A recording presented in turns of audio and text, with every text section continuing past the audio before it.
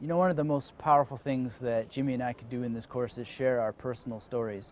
I can't tell you the amount of times I've heard from different people who hear my story and they say, wow, you know, I look at what you've done, what you've accomplished, and I just think you must have always had it together. But the reality is that I don't have it together at all. I don't have it together now. It's just the power of creating and following consistently habits. And so I really just want to go into some of my life story so that you can see just how formative and powerful habits have been in order to get me where that I've come, and certainly continue taking me to higher and higher levels. And it's not hoping that I'll do better in life, it's not wishing and praying that things will get better and better, but it's actually putting habits into place that make that impossible not to happen. And that doesn't mean that things don't go wrong from time to time, but the more solid these habits are, the easier it is to deal with changes in the weather and changes in the way the sea has decided to roll in those waves. So two stories from my life in particular will really give you a sense of how powerful habits have been for me. And the first is when I was a university student, I was pretty good, you know, with my memory and getting stuff done on time. I didn't struggle too much. It was just because I was so deeply passionate about it, but also because there's a rigid structure in university in general. So you have, as an undergrad, you have classes on Monday, Tuesday, Wednesday, Thursday, and Friday. They're at particular times, and you just show up and you have assignment deadlines and you submit your stuff or you don't. And so I got very excited by that. I love deadlines. I love working to a deadline. But when I got to graduate school, all that disappeared, and I needed to be much more self-disciplined because there really were no more strict deadlines. I had to prepare for what are called field exams, which require about 150 books of reading each, so nearly 300 books all combined. I had to prove language proficiency in another language, and that had to be done by a certain time, but the date wasn't set. And I also had to come up with a dissertation idea. I wrote about friendship, but I went through a lot of different ideas before I arrived at that, and I knew that I had 6 years, 7 years max to do this. And this is a very different field than undergrad, where you have a limited set of time. You know that this has to be done and you have these classes on these days. Graduate school is not that way at all.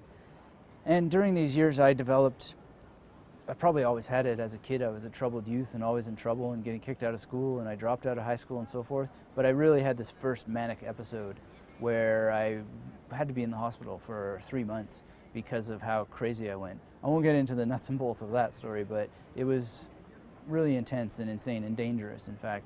And I wound up having to take all kinds of medicine, antipsychotics and lithium, and later antidepressants, because my mood was going up and down, and I would go through periods of total chaos and then total depression. And so when I got to grad school, having to come up with my own discipline, and this deep winter came, it was so dark, and I had all this stress, and I was running out of student loan funds, and the student loan people said I wasn't going to be able to get any more student loans, and I was super stressed out. And I didn't know what to do. I was going to drop out of school, or I was going to just fail school, keep going, or worse. So I won't get into worse, but let's just say there was a really big bridge, and if you know Toronto, then you know the Bloor Danforth Viaduct, and it at the time didn't have the barrier on it to stop people from jumping. Let's just put it that way. Anyway, one thing that I did is I went back to an earlier passion and I started studying magic, because I thought if I'm going to fail performing. I'm going to fail entertaining people. And so I started to study magic, and I thought of it as my emergency paycheck. And I was ignoring my studies because I couldn't study. I couldn't concentrate. These pills turned me into a zombie. I was literally drooling down one side of my mouth, and it was just a terrible time. And of course, you can't remember anything if you can't even concentrate to read. So I thought I'd do the best that I could, and I learned magic. And the reason I could learn magic is because you could watch DVDs. You still can.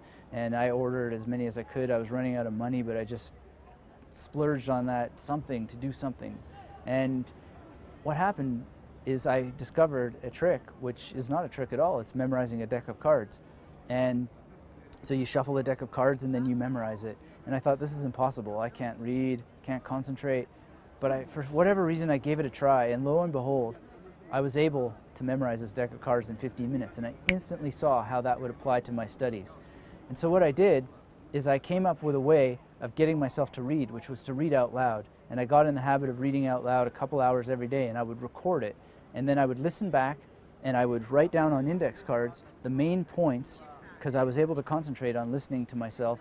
And then I would use the same memory techniques that I'd use to memorize a deck of cards to memorize what I had read from these books. And I went at it day after day after day, making sure that I spent time on this. And to make this much shorter, I went to these field exams. I did really, really well. I passed them. I fulfilled all my requirements. And then when I got to my PhD, I was able to even quote page numbers from where pieces of information were on on my own document, because I'd memorized it, and in other books as well. A little bit cocky, a little bit of a smart-ass kind of thing to do, but it was the power of habits that got me there, because my life didn't get any simpler. The depressions didn't get any easier to go through. The manic states where I would go off on impulses weren't any, it wasn't any simpler to deal with the chaos that comes from that. But because I had the habit of using my memory, I was able to get there and pass and write this dissertation and defend it. The other situation where habits really helped me was when I was literally forced to become an entrepreneur. Because of certain issues I'd had in my life with a tooth, I lost a tooth right in front. I looked absolutely terrible. By this time I'd been a professor, I'd had a major research grant, but I wasn't able to find a job after that grant, and I had to go back home to Canada. I'd been in Germany and teaching there with very prestigious research funds, and lost this tooth. I looked ugly. I was so depressed. I thought for sure I was going to have to go live on the street. I thought, well, at least I have magic tricks, but I didn't want to go on the street. I was terrified. It was a nightmare. Anyway, I wound up getting a job, and I was writing curriculum for a school, and I want to thank Haiti Windy for giving me that opportunity. But I couldn't teach because I looked so terrible. Anyway, one day, a teacher couldn't show up. I was writing curriculum in the back office, and Haiti came in and she said, "You've got to go in there and teach because there's no teacher for this class." And I was like, "Are you sure?" And she said, "Yeah, absolutely." And she gave me a hair elastic to tie up my hair, and she threw me in there, got me to teach. And I taught the kids the stuff, and we got done in 15 minutes because it was just easy. I'm a professor. I know this stuff inside and out. And I said, "What do you guys want to do now?" And they said, "We don't know. You're the teacher." And I said, "Well, why don't we learn how to memorize the alphabet backwards?" And so that's what we did. And within literally 10, 15 minutes, they all knew how to do it. Then we were memorizing cards together. And they said, "You got to write all this stuff down."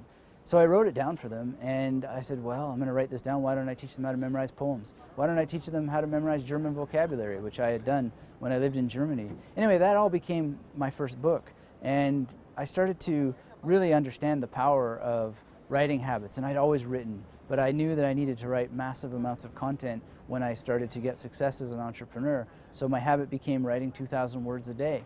And sometimes I switch it to 1,000 words a day, but I do this day in and day out. And I produce so much content. I have blogs every week, podcasts every week. They're always about 1,700 words. They start off sometimes 2,400 words, but I polish them down. I have so many books now. I have had over a dozen books. But the whole point, best-selling books, I have more than a dozen books. But the point is that this all happens because of writing every day. And these habits have made my career. It doesn't matter if I'm making videos or making podcasts. It all comes from writing. All wealth comes from writing, and all the connections that I've made come from being able to write a good email. So it's just a simple thing to sit down and write and get better and better. And I've talked throughout this course about other habits like tracking daily income and tracking my hour-to-hour behaviors and activities. All these things are absolutely essential. But the point is that I still have these struggles. I still have mood swings that are sometimes crippling. But because I have done this day in and day out, and I've worked on my health, and you're going to hear about the health habits that I've created, both in terms of diet and in terms of exercise, these things are like pillars that I just follow day in and day out. And no matter what happens in my mood, I just don't get swung nearly as much as I used to. And so there's no medical advice here. If you take medicine, keep on taking it. I take mine, but you're going to feel so much better if you just come into the habit of creating habits. And things change, and you modify things from time to time. Nothing should be fixed, but you can have basic principles that you create for yourself. Anyway, that's just a couple of my stories from my life, and I hope that they give you some insight into how you can set up habits for yours. It's really important that no matter where you are right now listening to this, no matter what situation you might be in, you can use the power of habits to create very, very powerful transformations and start creating the dream life that you want to live. I certainly have, and I'm so happy in this course to share with you everything that I've done to get where I am now. You have no idea what an honor and a privilege it is to travel to remote locations and to have an amazing team of camera people and editors who are able to take care of all this. And it's all happening because I started to write down that these are the things that I wanted to see happen in my life. And so here I am, no matter what personal struggles I have, crazy relationships and weird stuff that happens when you have manic depression, and people all around the world emailing you every day because of your memory books and so forth. If you want these things, you can have them. Just create habits for yourself. Just do it. Take everything that you're going to learn in this course from Jimmy and I and start implementing, and never think that anything is too tough to overcome. You can do this, and it's just going to be an amazing journey if you use the power of habits.